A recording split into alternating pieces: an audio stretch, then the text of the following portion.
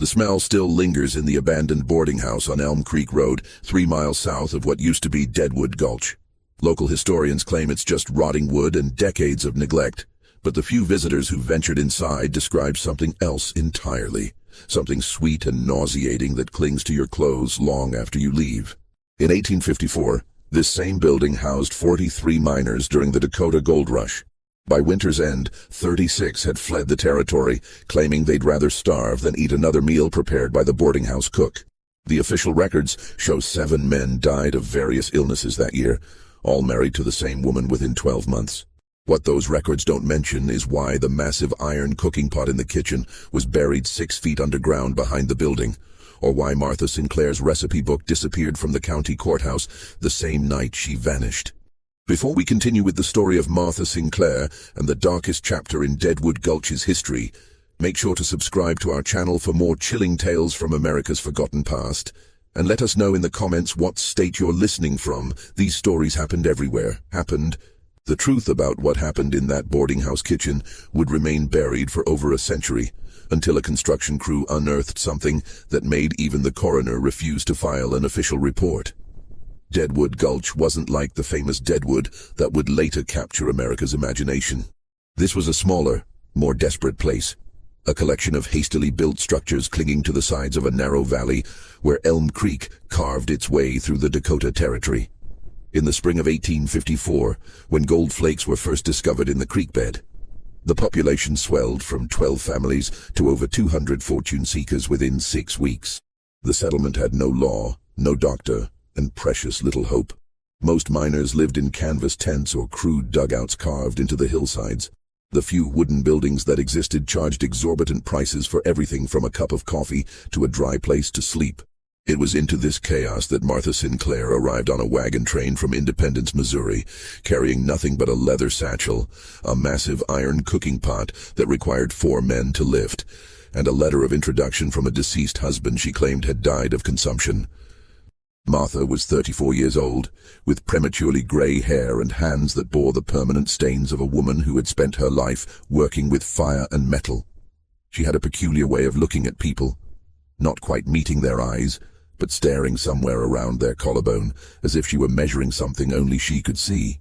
Within a week of her arrival, she had negotiated the purchase of the largest building in the Gulch, a 2-story structure that had been abandoned when its previous owner died in a mining accident. The building sat at the intersection of what passed for the main street and the path that led up to the richest claims.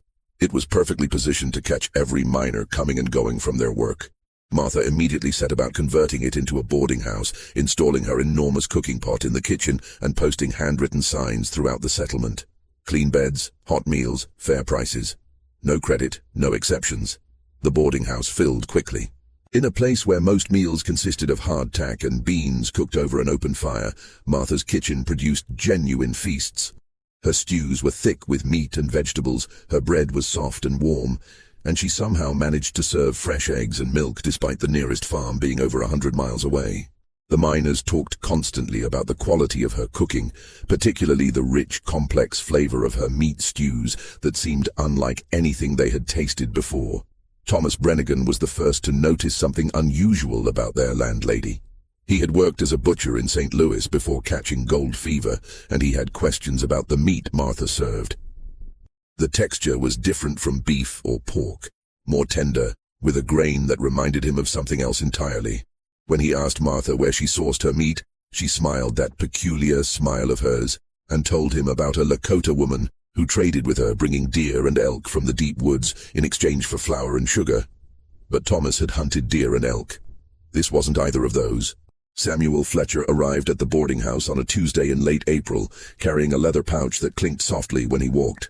He was a big man, nearly 6.5 feet tall, with shoulders broad enough to block a doorway and hands the size of dinner plates. He had struck a small but promising vein in his claim and needed a place to stay while he worked it properly. More importantly, he needed a place to keep his gold safe while he accumulated enough to make the journey back to his family in Ohio worthwhile. Martha took particular interest in Samuel from the moment he signed her guest register. She made sure his meals were especially generous, that his coffee was always hot, and that his room, the best one in the house, was kept immaculately clean. She asked thoughtful questions about his mining techniques, his family back home, and his plans for the future. Samuel, who had been living alone in a tent for 3 months, was grateful for the attention and conversation. Within 2 weeks, their relationship had progressed beyond landlady and tenant. Samuel began staying after dinner to help Martha with the dishes, and their conversation stretched late into the evening. She was intelligent and well-read, with strong opinions about politics and philosophy that surprised him. She had traveled extensively before coming to Dakota Territory, she said, and had learned cooking techniques from various immigrant communities throughout the Midwest. The other boarders began to notice the special attention Samuel received. His portions at dinner were larger, his coffee stronger, and Martha always seemed to have fresh baked goods available whenever he appeared in the kitchen. Some of the men grumbled about favoritism, but most were simply grateful that Martha's good mood seemed to improve the quality of everyone's meals. On May 15th, exactly 1 month after Samuel's arrival, Martha announced to the boarding house that they would be married the following Sunday. The ceremony would be simple, performed by circuit preacher Williams, who passed through the territory every few weeks, and followed by a feast for all the boarders. Samuel seemed somewhat overwhelmed by the speed of the courtship, but he was genuinely fond of Martha and appreciated her practical approach to their situation. In a place like Deadwood Gulch, conventional courtship was a luxury few could afford. The wedding feast was memorable for reasons that would only become clear much later. Martha served a stew so rich and flavorful that men still talked about it weeks afterward. The meat was incredibly tender, seasoned with herbs that none of them could identify, and there was enough for everyone to have second and third helpings. Several boarders claimed it was the best meal they had ever eaten, and more than one suggested that Martha should write down her recipes before some other boarding house stole her techniques. Samuel Fletcher died on a Wednesday morning in early June, 3 weeks after his wedding. He had complained of stomach pains and fever for 2 days before his condition worsened rapidly. Dr. Ephraim Mills, who served 3 mining camps in the area and was known more for his availability than his skill, diagnosed it as dysentery complicated by exhaustion. It was a common enough cause of death in the mining camps, where sanitation was poor and medical care was virtually non-existent. Martha was devastated by her husband's death, or at least appeared to be. She spent 2 days in her room, refusing to cook or speak to anyone. When she finally emerged, she was wearing black clothing that she had somehow acquired, and she moved through the boarding house like a woman carrying the weight of genuine grief. The other boarders did their best to console her, bringing her small gifts and offering to help with the heavier work around the building. Samuel's body was buried in the small cemetery that had been established on a hill overlooking the gulch. The service was attended by nearly everyone in the settlement, a testament to how well-liked he had been during his brief time there. Martha stood at the graveside, dry-eyed but pale, clutching a handkerchief that never seemed to be used. What none of the mourners knew was that Samuel's body was not in the coffin they lowered into the ground. That coffin contained rocks and dirt, while Samuel himself had been carefully butchered in Martha's kitchen the night after his death. Every usable piece of meat had been preserved with salt and stored in the root cellar beneath the boarding house. The massive iron pot had been thoroughly cleaned and seasoned afterward, ready for its next use. The boarding house resumed normal operations within a week of the funeral. Martha's cooking was as excellent as ever, though she seemed to favor stews and braised dishes over the roasted meats she had served during Samuel's lifetime. The boarders attributed this to her grief. Perhaps preparing roasts reminded her too much of the meals she had shared with her late husband. Heinrich Stoltz arrived from Wisconsin in mid-June, drawn by reports of easy gold and steady work. He was a skilled blacksmith who had grown tired of farming and saw an opportunity to make real money providing metalwork services to the mining community. Unlike Samuel, who had been focused on finding gold, Heinrich was interested in building a permanent business in Deadwood Gulch. He rented space behind the boarding house for his forge and quickly established himself as an essential member of the community. Martha's interest in Heinrich seemed natural enough. A blacksmith was exactly the kind of stable, skilled tradesman that a widow running a business would want to associate with. Heinrich could repair the tools and equipment that kept the boarding house running, and his steady income from metalwork made him a desirable tenant and potential husband. Their courtship followed a pattern similar to her relationship with Samuel, but compressed into an even shorter time frame. Martha made sure Heinrich's meals were exceptional, that his room was perfectly maintained, and that she was always available to discuss his business plans and dreams for the future. Heinrich, who had been living alone since his wife died in childbirth 2 years earlier, was grateful for Martha's attention and impressed by her business acumen. They were married on July 4th, in a ceremony that doubled as a holiday celebration for the entire settlement. Martha prepared an Independence Day feast that was talked about for months afterward. The centerpiece was a massive stew that seemed to contain every type of meat imaginable, seasoned with spices that created flavors none of the miners had experienced before.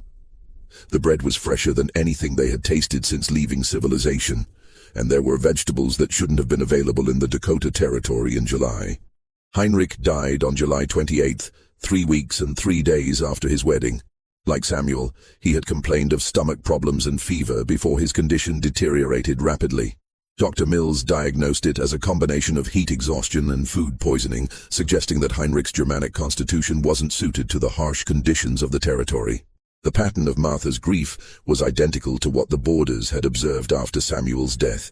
2 days of seclusion, followed by a gradual return to her duties, wearing black clothing and moving with the measured dignity of a woman who had lost everything twice in 3 months. The other residents of the boarding house were genuinely sympathetic. Losing 2 husbands in such a short period seemed like a cruel twist of fate, even in a place where death was a constant presence.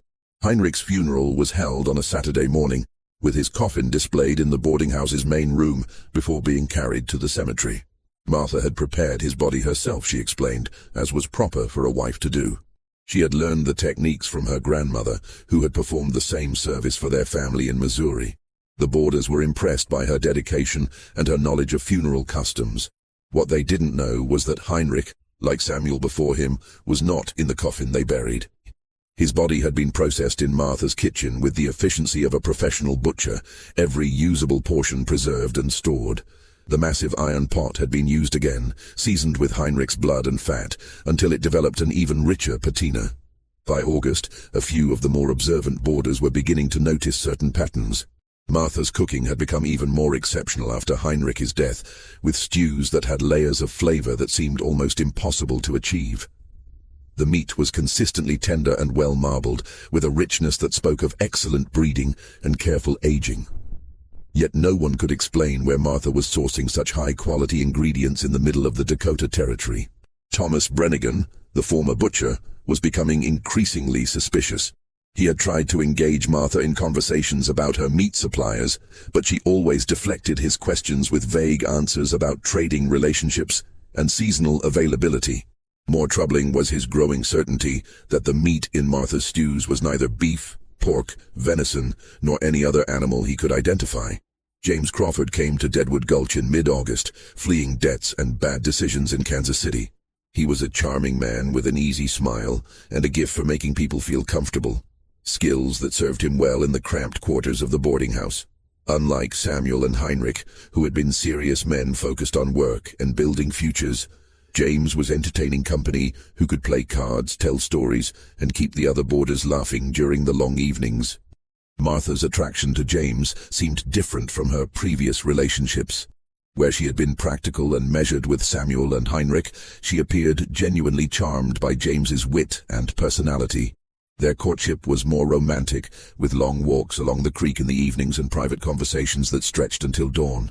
The other boarders noticed that Martha seemed younger and more animated when James was around, laughing at his jokes and blushing at his compliments. They were married on September 2nd, after a courtship that lasted exactly 2 weeks. The wedding feast featured Martha's now famous stew, but this time she had added new ingredients that created an even more complex flavor profile. Several boarders commented that the meat seemed to have multiple textures, as if different cuts from different animals had been combined in a way that complemented each other perfectly. James Crawford died on September 21st, following the same pattern of stomach illness and fever that had claimed his predecessors. Dr. Mills was beginning to notice the pattern as well, but attributed it to the poor sanitation conditions in the boarding house rather than any more sinister cause. He recommended that Martha improve her food storage and preparation methods, suggestions that she accepted graciously while privately dismissing. The fourth marriage followed so quickly that even the most trusting boarders began to murmur about impropriety. William O'Brien arrived on October 1st, an Irish immigrant with a strong back and a willingness to work the most dangerous claims in exchange for higher shares of any gold discovered. Martha began showing interest in him within days of his arrival, and they were married on October 15th, less than a month after James Crawford's funeral. William's death on November 8th was accompanied by new details that made some boarders uncomfortable. He had been heard arguing with Martha the night before he fell ill, though no one could make out the specific words through the thin walls. Thomas Brennigan reported that he had seen Martha leaving the boarding house very early in the morning carrying a large bundle wrapped in canvas, returning several hours later without it. More troubling was the discovery that William's personal effects, including a substantial amount of gold dust he had accumulated, had disappeared along with his body. When questioned, Martha explained that William had asked her to forward his belongings to his family in Boston, and that she had already sent them by wagon train. The explanation was plausible enough, but it raised questions about why the other dead husband's possessions had apparently been handled differently. By November, Thomas Brennigan's suspicions had evolved into genuine concern. As the only boarder with professional experience in meat processing, he was uniquely qualified to recognize that something was fundamentally wrong with Martha's cooking. The texture, flavor, and appearance of her meat dishes were consistent with one specific type of protein, one that no legitimate supplier would be providing to a boarding house in the Dakota Territory. Thomas began keeping a journal, documenting everything he observed about Martha's cooking methods, ingredient storage, and the timing of various events. He noted that the quality of her stews improved dramatically immediately after each husband's death, as if she had suddenly gained access to premium ingredients. He also observed that Martha seemed to have detailed knowledge of butchering and food preservation techniques that went far beyond what most women would learn in domestic settings. More disturbing was his growing certainty about the source of Martha's meat. He had worked with human bodies during his time in St. Louis, preparing them for medical schools when the official suppliers couldn't meet demand. The texture and grain of properly prepared human flesh was distinctive, and it matched what he had been eating for months at Martha's table. On November 15th, Thomas made a decision that would have horrified him under normal circumstances. He broke into Martha's root cellar while she was visiting the cemetery, determined to find proof of what he suspected. What he discovered there exceeded his worst fears, and convinced him that immediate action was necessary. The root cellar contained the preserved remains of at least 4 different bodies, carefully butchered and stored with professional expertise. Each cut was labeled with Martha's careful handwriting, indicating which part of which animal it had come from and when it had been processed. There were detailed notes about aging times, seasoning techniques, and cooking methods that read like a cookbook written by someone with extensive experience preparing human flesh. More horrifying was a separate journal that documented Martha's marriages and the subsequent processing of her husband's bodies. Each entry contained detailed descriptions of their physical condition, weight, and the yield of usable meat their bodies had provided. There were notes about which cuts were best for specific dishes, how long different parts needed to age for optimal flavor, and recipes that had been refined through trial and error. Thomas also discovered a collection of personal effects that had belonged to Martha's dead husbands: wedding rings, pocket watches, gold nuggets, and documents that should have been sent to their families. Everything had been carefully catalogued and stored, suggesting that Martha was keeping trophies from each of her victims. Despite Thomas's growing certainty about Martha's crimes, he faced an impossible situation. He had no legal authority in Deadwood Gulch, no way to contact outside law enforcement, and no assurance that anyone would believe his accusations.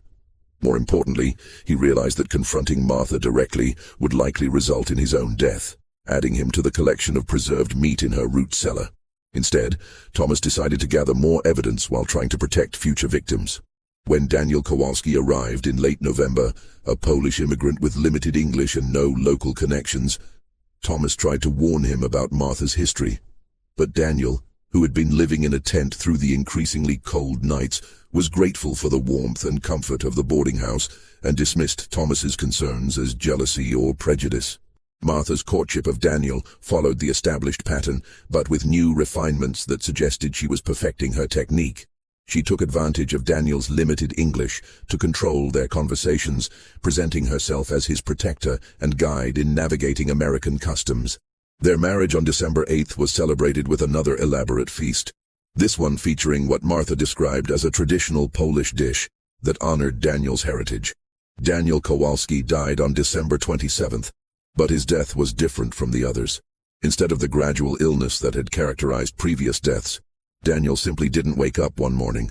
Dr. Mills, who was becoming increasingly suspicious of the pattern of deaths at the boarding house, requested permission to examine the body more carefully. Martha refused, citing religious concerns about disturbing the dead, and had Daniel buried before the doctor could insist. The sixth marriage was the most troubling yet. Robert Chen was a Chinese immigrant who had been working as a cook for one of the larger mining operations before arriving at Martha's boarding house in early January 1855. His knowledge of cooking techniques and ingredient preparation made him both valuable and dangerous to Martha's operations. Thomas watched in horror as Martha began her familiar courtship pattern with Robert, knowing that he was witnessing the methodical selection of another victim. He made several attempts to warn Robert, but cultural and language barriers made communication difficult. More frustrating was Robert's obvious admiration for Martha's cooking skills and his eagerness to learn her techniques. They were married on January 23rd, and Robert Chen died on February 14th. His death was particularly suspicious because Robert had been in excellent health and had actually been helping Martha with food preparation in the days before his illness began. Thomas realized that Martha was becoming bolder and more careless, perhaps confident that no one would challenge her or that she could eliminate any threats to her operation. Just when we thought we'd seen it all, the horror in Deadwood Gulch intensifies. If this story is giving you chills, share this video with a friend who loves dark mysteries. Hit that like button to support our content, and don't forget to subscribe to never miss stories like this. Let's discover together what happens next in Martha's terrifying reign of culinary murder. Peter Larsen arrived at the boarding house on February 20th, a Norwegian immigrant whose imposing physical presence and suspicious nature made him different from Martha's previous victims. Standing nearly 6 feet 4 inches tall with shoulders broadened by years of military service and manual labor, Peter carried himself with the alert posture of a man who had survived dangerous situations by staying vigilant. His pale blue eyes seemed to catalogue every detail of his surroundings, and he had the unsettling habit of asking follow-up questions when most people would have accepted simple answers. Unlike the other men who had come to Deadwood Gulch seeking quick fortunes, Peter arrived with a different purpose.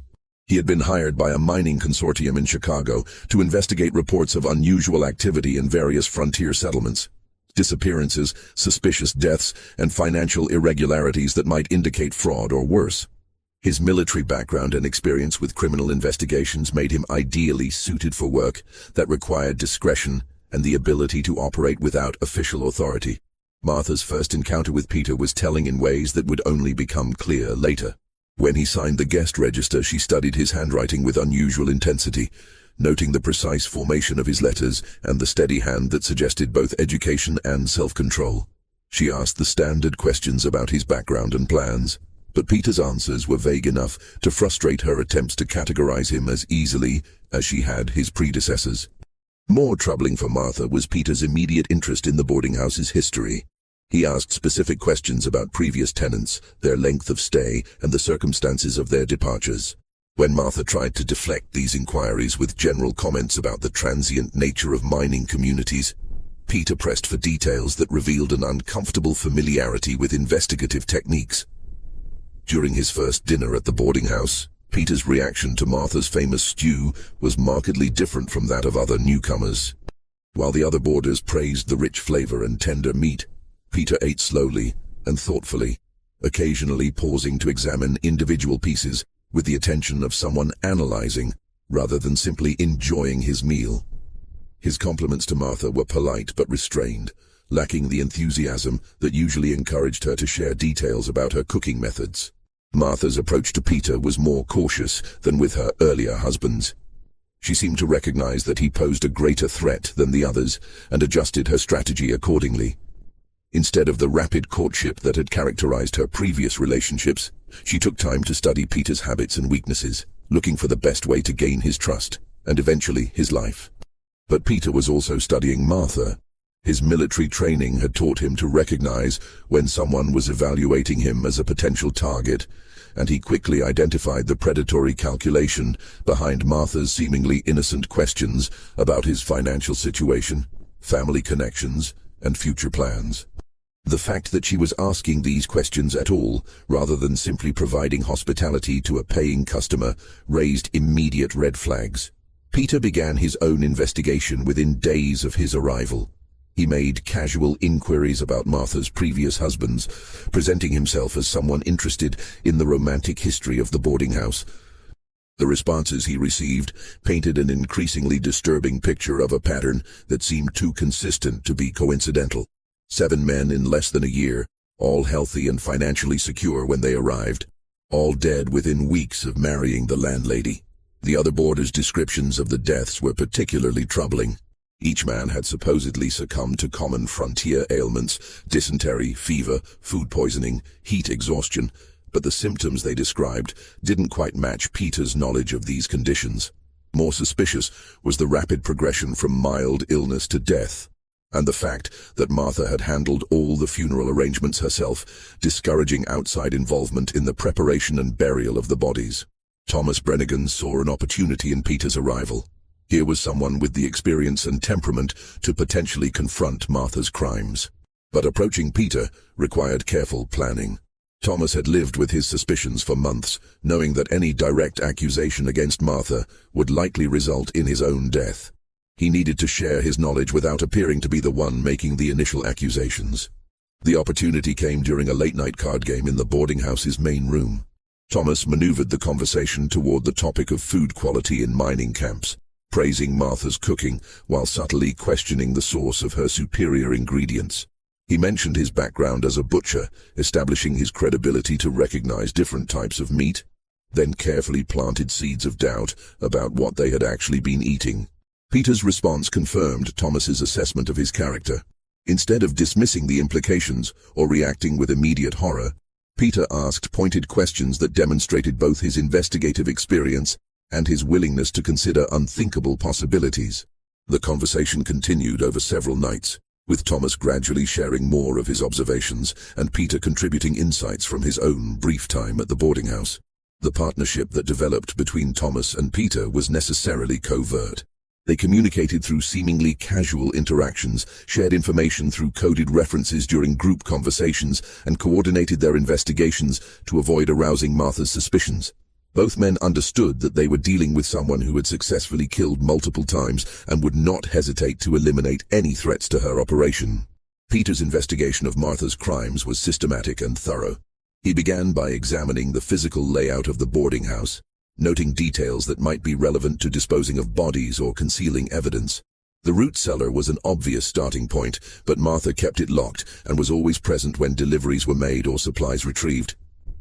The breakthrough came when Peter discovered that Martha maintained a strict schedule for her activities, leaving the boarding house at specific times each week for what she described as shopping trips to other settlements. These absences provided opportunities for thorough searches of areas that were normally off-limits, including her private quarters and the locked storage areas. Peter's first exploration of the root cellar exceeded his worst expectations. The carefully labeled packages of preserved meat, the detailed journals documenting each victim's physical characteristics and yield, and the collection of personal effects stolen from the dead men provided overwhelming evidence of Martha's crimes. But Peter was experienced enough to know that evidence alone would not be sufficient. In a community without formal law enforcement, he would need to expose Martha's crimes in a way that would result in immediate justice rather than allowing her to escape and continue her activities elsewhere. The plan that Peter and Thomas developed required precise timing and careful staging. They needed to catch Martha in the act of preparing human flesh for consumption, with witnesses present who could not deny what they were seeing. The opportunity came on March 15th, when Martha began preparing what appeared to be organ meat for that evening's dinner. Peter had been monitoring Martha's food preparation routine and recognized the distinctive appearance of human liver, which differed subtly from the organs of animals commonly used for food. More telling was Martha's behavior as she worked. The familiar efficiency of someone who had performed the same task many times before, combined with occasional references to techniques that were inappropriate for preparing animal organs. Instead of confronting Martha immediately, Peter waited until the other boarders had gathered for dinner before revealing what he had discovered. The timing was crucial. The men needed to see the evidence before Martha could dispose of it, but the revelation needed to occur when emotions were running high enough to prevent Martha from talking her way out of the situation. The scene that followed was chaotic and horrifying. Peter's announcement that Martha was preparing human organs for dinner was met with initial disbelief, then growing horror as he presented the evidence he and Thomas had gathered. The men who had been praising Martha's cooking for months suddenly understood what they had actually been consuming, and their reactions ranged from violent illness to murderous rage. Martha's response to being exposed was chilling in its calmness. She showed no shame or remorse for her crimes, instead explaining her actions with the detached rationality of someone discussing a business decision. The boarding house had been a perfect cover for her activities, she explained, providing both a steady supply of victims and customers who would consume the evidence while paying for the privilege. She had learned, Martha continued, that human flesh was not only nutritionally superior to other meat, but also more readily available than traditional livestock in frontier settlements. Her marriages had been business arrangements designed to provide a steady supply of high-quality protein while also acquiring the gold and personal effects of her victims.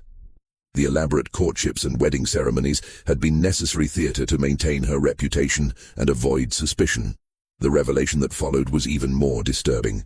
Martha produced a journal that documented not just her crimes in Deadwood Gulch, but a career of similar activities that had begun years earlier in other frontier settlements. She had perfected her techniques through experience, learning how to select victims, avoid suspicion, and maximize the yield from each body. Deadwood Gulch was simply the latest in a series of locations where she had operated. Martha's confession revealed the full scope of her crimes and the calculated nature of her cannibalistic enterprise. She had been operating as a serial killer for over a decade, moving from town to town throughout the frontier territories and leaving a trail of deaths that had been attributed to the harsh conditions of frontier life. Her technique had been refined through experience, and she had developed what amounted to a systematic approach to murder and body disposal. The massive iron cooking pot that had been the centerpiece of her kitchen was revealed to be a carefully designed tool for her crimes. She had commissioned it from a blacksmith in Illinois, specifying dimensions and features that would make it ideal for processing human bodies. The pot's size allowed her to cook entire torsos at once, while its heavy construction retained heat efficiently and masked any unusual odors that might attract attention. Martha explained her methods with the pride of a craftsman discussing their trade. The pot's design included special drainage features that allowed her to separate rendered fat from cooking meat, creating lard that she used for other cooking purposes while ensuring that nothing was wasted.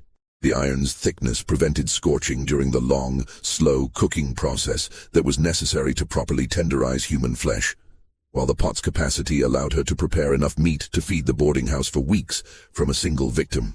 Her knowledge of butchering and food preservation had been acquired through apprenticeships with legitimate tradesmen, but she had adapted their techniques for her own purposes. She could break down a human body with surgical precision, separating different cuts according to their intended use and preserving each portion using methods appropriate to its texture and fat content.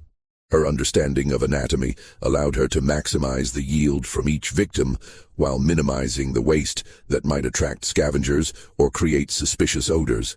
Martha's recipes had been developed through years of experimentation, finding ways to disguise the distinctive flavor of human flesh and make it appealing to unsuspecting diners. She had learned which spices and cooking methods could mask the slightly sweet taste that distinguished human meat from other proteins, and how to combine different cuts to create textures that seemed familiar to people accustomed to beef or pork.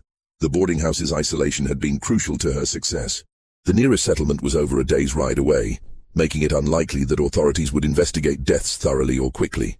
The transient nature of the mining community meant that disappearances were common and rarely questioned, and the harsh conditions of frontier life provided plausible explanations for deaths that might have seemed suspicious in more civilized areas.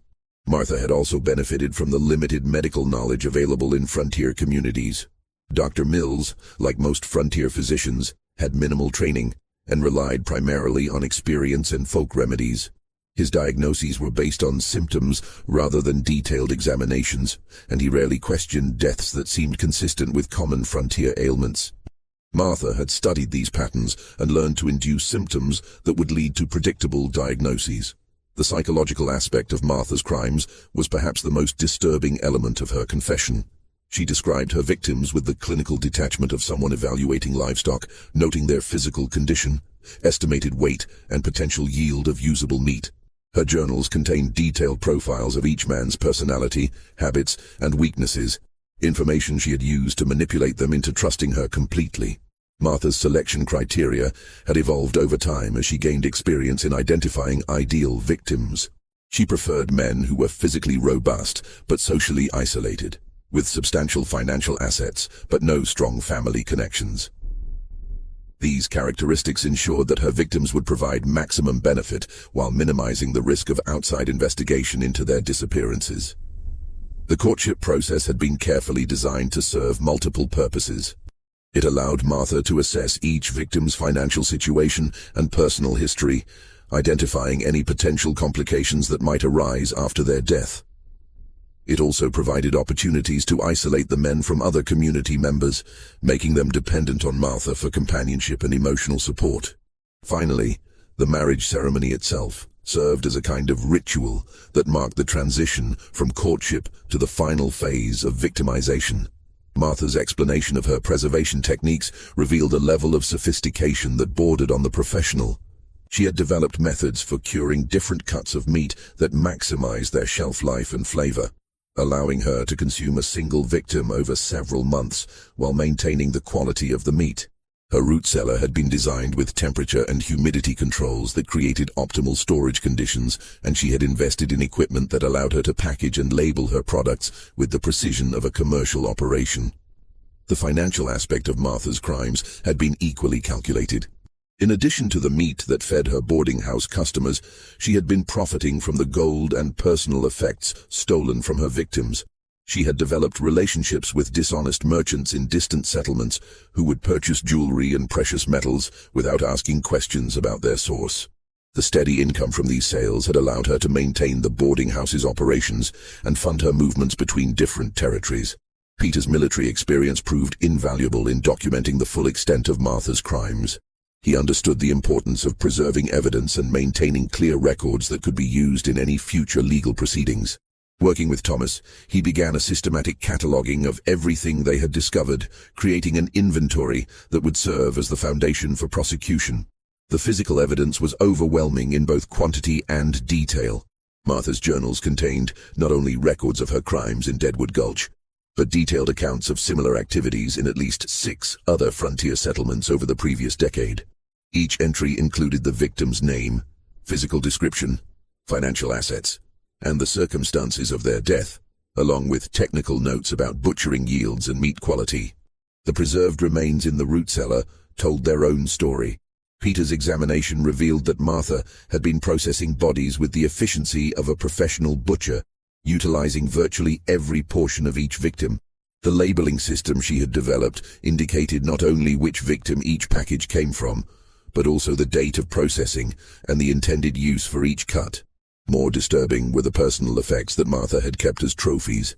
Wedding rings, pocket watches, gold nuggets, and important documents had been carefully preserved and catalogued, creating a macabre museum of her victims' lives. Some items bore inscriptions that revealed heartbreaking details about the men's families and dreams, making their deaths seem even more tragic. Peter also discovered evidence of Martha's connections to criminal networks in other territories. Letters and financial records indicated that she had been working with accomplices who helped her establish new identities and operations in different locations. These partnerships suggested that Martha's crimes were part of a larger pattern of organized criminal activity that had been operating across the frontier for years. The investigation revealed that Martha had been using multiple names and identities, making it difficult to track her movements or connect her to crimes in different locations. She had developed sophisticated methods for creating false documents and establishing credible backgrounds that would satisfy the limited record-keeping systems used in frontier communities. Thomas's expertise as a former butcher proved crucial in understanding the technical aspects of Martha's crimes. He was able to explain to the other boarders exactly how human flesh differed from animal meat. and why Martha's cooking methods had been so effective in disguising what they were actually eating. His testimony would later be essential in convincing skeptical community members that the accusations against Martha were based on factual evidence rather than hysteria or prejudice. The psychological impact on the boarding house residents was severe and immediate. Men who had been praising Martha's cooking for months suddenly understood that they had been unknowingly participating in cannibalism, and the realization produced reactions ranging from violent illness to complete psychological breakdown. Several boarders required medical attention for symptoms that Dr. Mills attributed to extreme shock and trauma. The community's response to the revelations was complicated by the lack of precedent for dealing with crimes of this magnitude. Deadwood Gulch had no established legal system, no jail facilities, and no experience with formal criminal proceedings. The residents were forced to create their own methods for investigating the accusations against Martha and determining an appropriate response. As word of the accusations against Martha spread throughout Deadwood Gulch, the community's response grew increasingly volatile. Men who had been customers at the boarding house demanded to know exactly what they had been eating, while others refused to believe that such crimes were possible. The lack of formal authority meant that mob justice became a real possibility, with some community members calling for Martha's immediate execution without any form of trial. Martha herself remained remarkably calm throughout the growing chaos. She continued to operate the boarding house as if nothing had changed, preparing meals and maintaining her normal routines even as evidence of her crimes was being displayed for increasingly horrified audiences. Her behavior suggested either complete confidence in her ability to escape consequences or a form of psychological detachment that allowed her to ignore the reality of her situation. Peter recognized that the community's emotional state was becoming dangerous for everyone involved. Without careful management, the situation could deteriorate into vigilante violence that might result in additional deaths and would certainly prevent any systematic investigation of Martha's crimes. He began organizing the more level-headed community members into a structure that could provide due process while ensuring that justice would be served. The evidence continued to accumulate as more people came forward with observations about Martha's behavior that had seemed innocent at the time, but now appeared sinister. Miners reported seeing Martha disposing of large bundles in remote locations, while merchants recalled her unusual requests for specific types of equipment and supplies. The pattern that emerged painted a picture of someone who had been methodically planning and executing murders for months. Dr. Mills's involvement in the investigation added medical credibility to the accusations against Martha. His examination of the preserved remains confirmed that they were human, and his review of the deaths he had attributed to natural causes revealed suspicious patterns that he had missed at the time. His testimony would be crucial in establishing that Martha's victims had been murdered rather than dying from the diseases he had diagnosed. The discovery of Martha's correspondence with accomplices in other territories expanded the investigation beyond Deadwood Gulch. Letters found in her possession indicated that she had been part of a network of criminals operating throughout the frontier, sharing information about potential targets and profitable locations. This revelation suggested that similar crimes might be occurring in other settlements, and that Martha's arrest could lead to the exposure of a much larger criminal conspiracy. Martha's final attempt to maintain her innocence came in the form of alternative explanations for the evidence against her. She claimed that the preserved meat in her root cellar came from legitimate sources, and that the personal effects belonged to boarders who had left items behind when they departed. Her journals, she insisted, were works of fiction rather than records of actual crimes. These explanations were undermined by the technical expertise that Thomas and Peter brought to analyzing the evidence. Thomas's knowledge of meat processing made it impossible for Martha to claim that human flesh was actually animal protein, while Peter's investigative experience allowed him to identify inconsistencies in her alternative narratives. The revelation of Martha's crimes created a crisis of trust within Deadwood Gulch that went far beyond the immediate horror of cannibalism and murder. Community members began questioning everything they thought they knew about their neighbors, wondering who else might be hiding dark secrets behind facades of respectability. The social bonds that held the settlement together were strained to the breaking point as people struggled to process the implications of what had been happening in their midst. The economic impact was immediate and severe. The boarding house had been the center of the community's social and economic life, providing not only meals and lodging, but also serving as a meeting place where business was conducted and information was exchanged. With Martha's crimes exposed and the building contaminated by association with cannibalism, the settlement faced the loss of its most important institution. Several families made immediate preparations to leave Deadwood Gulch, unwilling to remain in a place where such horrors had occurred. The exodus was accelerated by fears that Martha might have accomplices who were still operating in the area, or that other criminals might be attracted to a community that had proven vulnerable to such exploitation. The miners who had been customers at the boarding house faced particular psychological trauma. The realization that they had been unknowingly consuming human flesh produced symptoms ranging from persistent nausea to complete inability to eat solid food. Dr. Mills found himself treating patients for conditions he had never encountered before, as grown men struggled with the knowledge that they had been unwilling participants in cannibalism. The investigation also revealed the extent to which Martha had manipulated the entire community. Her reputation as an excellent cook and successful businesswoman had been built on the consumption of murder victims, while her apparent grief at losing multiple husbands had been a calculated performance designed to deflect suspicion. The discovery that so many community members had been deceived by someone they had trusted and admired created lasting damage to their ability to trust their own judgment. Religious leaders in the community struggled to provide guidance for dealing with crimes that seemed to exist outside the normal framework of sin and redemption. Circuit Preacher Williams, who had performed Martha's multiple wedding ceremonies, was particularly affected by the revelation that he had been unknowingly facilitating her selection of victims. His sermons in the weeks following Martha's exposure focused on themes of evil disguising itself as good, and the difficulty of recognizing true nature beneath convincing appearances. The practical challenges of dealing with Martha's crimes were as complex as the emotional ones. The boarding house contained evidence that needed to be preserved for any legal proceedings, but the building was also contaminated with human remains and could not continue to function as a residence or business. The massive iron pot that had been used to cook the victims presented particular problems, as its size and symbolic significance made it impossible to ignore, but too horrifying to keep.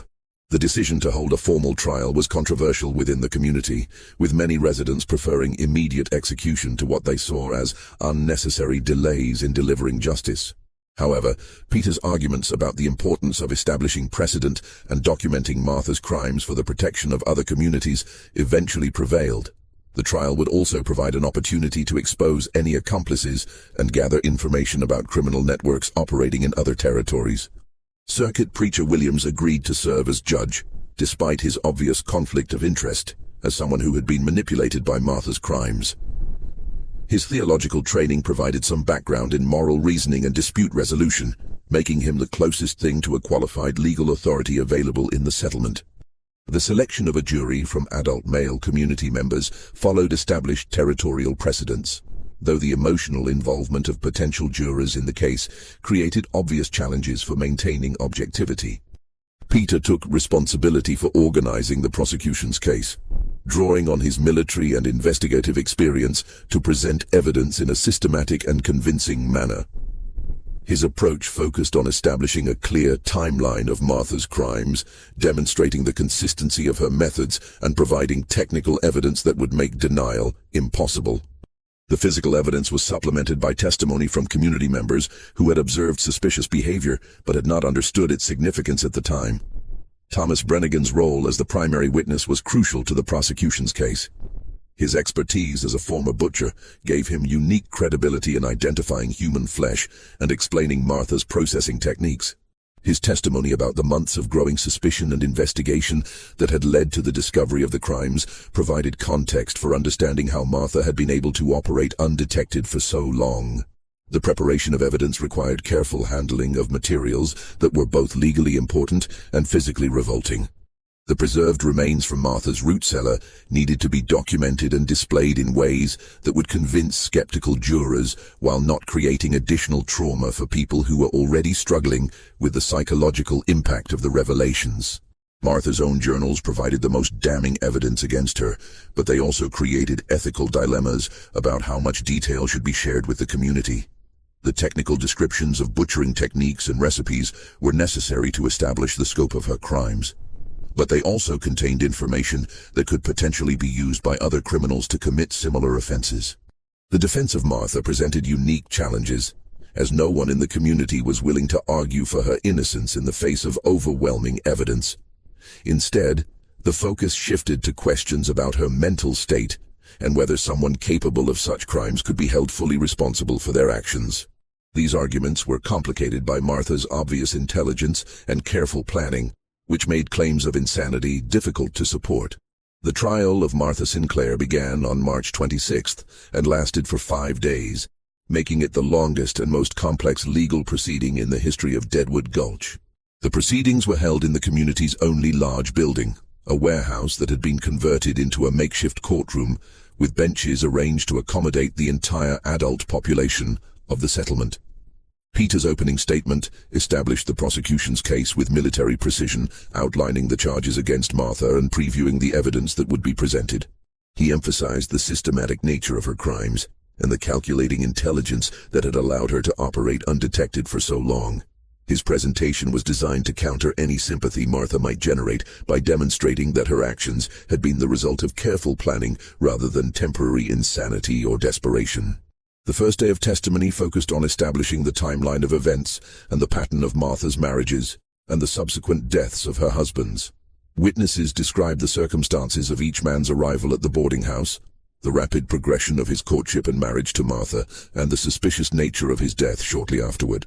The consistency of these accounts made it impossible to dismiss the deaths as coincidental. Thomas Brennigan's testimony occupied most of the second day and provided the technical foundation for the prosecution's case. He explained his background as a butcher and his growing suspicions about the meat being served at the boarding house.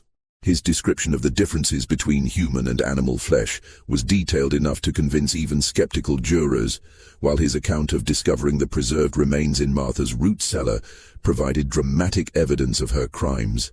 The third day featured testimony from other community members who had observed Martha's behavior and noticed details that had seemed innocent at the time, but now appeared sinister.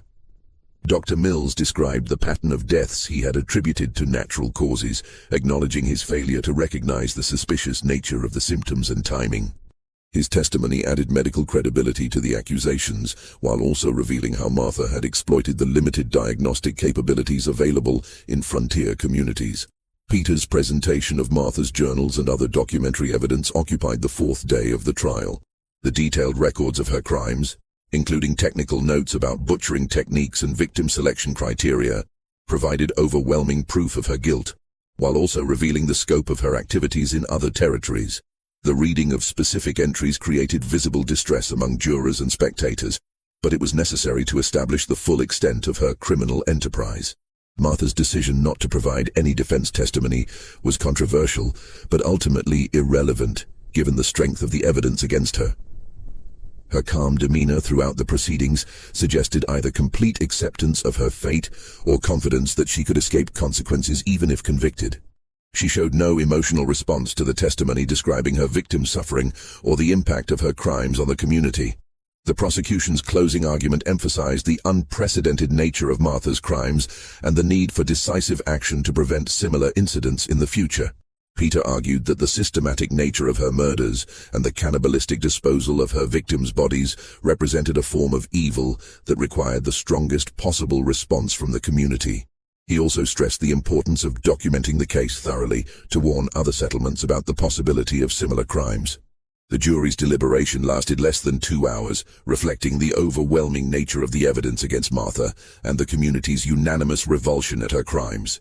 The foreman's announcement of a guilty verdict on all charges was met with a mixture of relief and continued horror, as community members struggled to process the confirmation of events that seemed almost too terrible to believe. The sentencing phase of the trial provided an opportunity for community members to express their feelings about Martha's crimes and their impact on the settlement. Several people spoke about the psychological trauma of learning they had been unknowingly consuming human flesh, while others described the destruction of trust and security that Martha's actions had created. The emotional testimony provided context for understanding why the community felt that the death penalty was the only appropriate response. Circuit Preacher Williams's sentencing statement reflected the theological and moral complexity of dealing with crimes that seem to exist outside normal frameworks of sin and redemption. He struggled to find religious precedents for Martha's actions while acknowledging that her calculated evil required decisive earthly justice. His announcement that Martha would be executed by hanging was met with solemn approval from the assembled community. Martha's response to her death sentence was consistent with her behavior throughout the trial.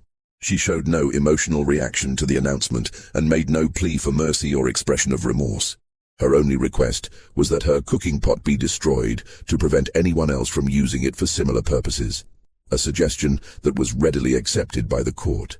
The scheduling of Martha's execution for the following dawn reflected the community's desire to end the traumatic proceedings as quickly as possible. The speed of the sentence also served practical purposes, as keeping Martha alive for an extended period would have required security arrangements that the settlement was not equipped to provide. There was also concern that delay might allow accomplices to attempt a rescue or create additional complications for the community. Martha Sinclair was executed at dawn on March 31, 1855, in a ceremony attended by virtually everyone in Deadwood Gulch. The hanging was conducted with as much dignity as possible under the circumstances, reflecting the community's desire to end Martha's crimes without descending to her level of brutality. Circuit Preacher Williams performed a brief service that focused on themes of justice and the protection of the innocent rather than forgiveness or redemption. Martha's final words were brief and unrepentant. She expressed no remorse for her crimes and offered no apologies to her victims' families or the community she had deceived. Instead, she used her last moments to warn that others like her existed throughout the frontier territories, taking advantage of isolation and lawlessness to commit crimes that would be impossible in more civilized areas. Her final statement was a chilling reminder that her death would not necessarily end the threat of similar crimes in other communities. The destruction of Martha's cooking pot required special arrangements due to its size and symbolic significance.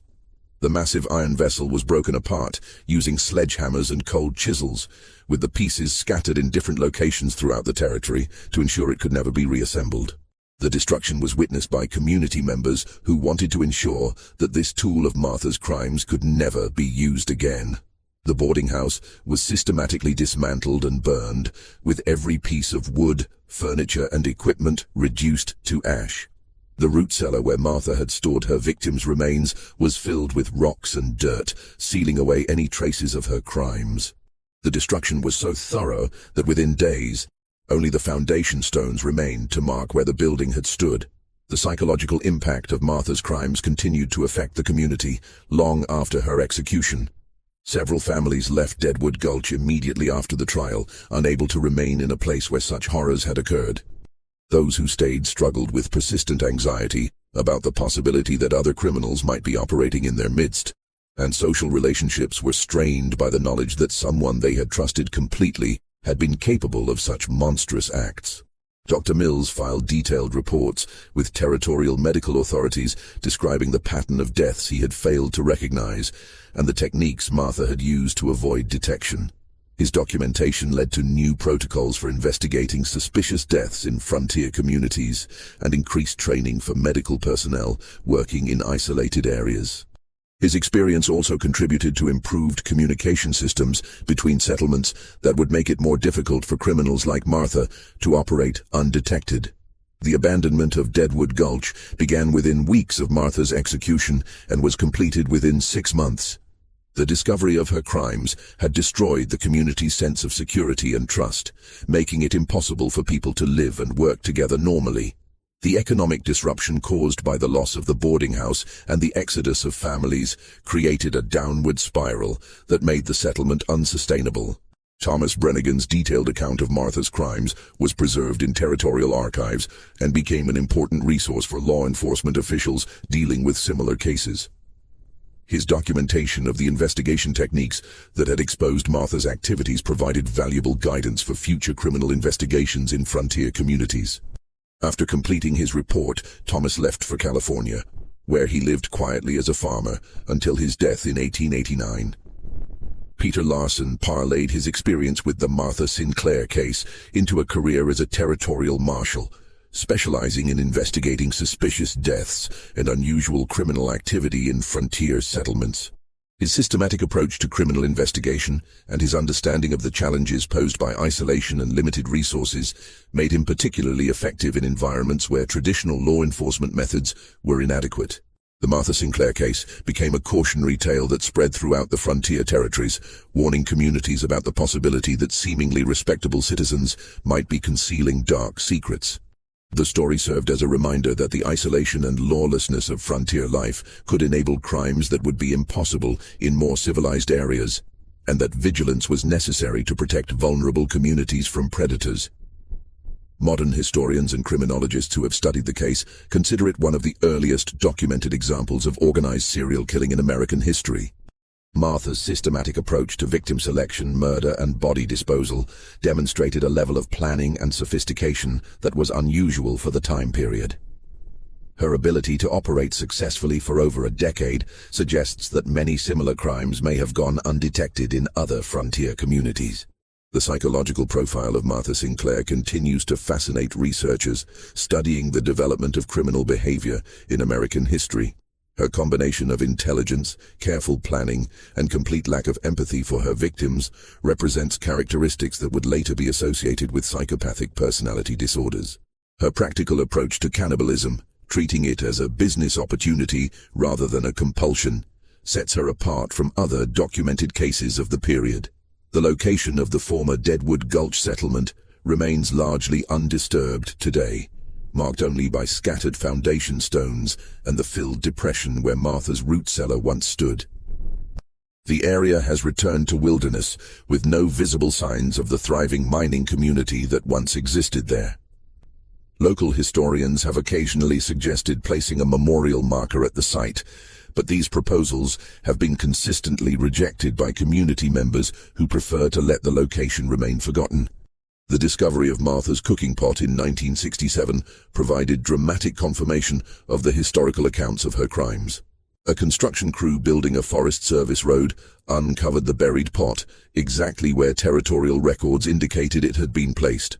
The massive iron vessel still contained bone fragments and other material that confirmed its use in Martha's cannibalistic activities, even after more than a century underground. The coroner who examined the contents of the recovered pot confirmed that the bone fragments were human, but declined to issue an official report about the discovery. The find was considered too disturbing for public discussion, and all records of the recovery were sealed. The pot was reburied in an undisclosed location, ensuring that this artifact of Martha's crimes would remain hidden from public view. Researchers who have attempted to locate other sites associated with Martha's criminal activities have been frustrated by the limited records available from frontier communities of the 1840s and 1850s. Many settlements from that period have disappeared entirely, taking with them any evidence of crimes that may have occurred there. The possibility that Martha's activities were part of a larger network of criminal activity remains tantalizing but unproven. The case continues to influence modern criminal investigations and law enforcement training. Martha's techniques for avoiding detection and exploiting the limitations of frontier justice systems provide valuable insights into how criminals adapt to different environments and social conditions. Her case is frequently cited in discussions about the challenges of investigating crimes in isolated communities with limited resources and infrastructure. This mystery shows us how even in America's earliest days, evil could flourish in the shadows of isolation and desperation, hidden behind the mask of hospitality and domesticity. Martha Sinclair's crimes remind us that the most dangerous predators are often those who appear most trustworthy, and that vigilance is the price of safety in any community. What do you think of this story? Do you believe everything was revealed, or might there be more victims we'll never know about? Leave your comment below. If you enjoyed this tale and want more horror stories like this, subscribe, hit the notification bell, and share with someone who loves mysteries. See you in the next video.